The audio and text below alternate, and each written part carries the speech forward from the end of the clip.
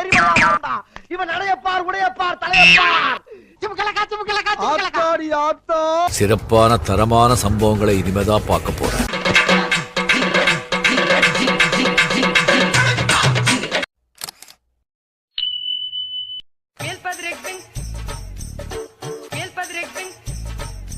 எல்லாரும் எதிர்பார்க்கறதை நான் செய்ய மாட்டேன்.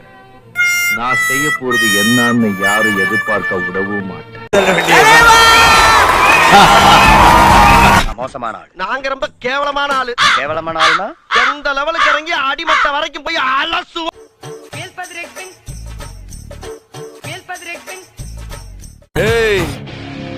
எவனுக்காவது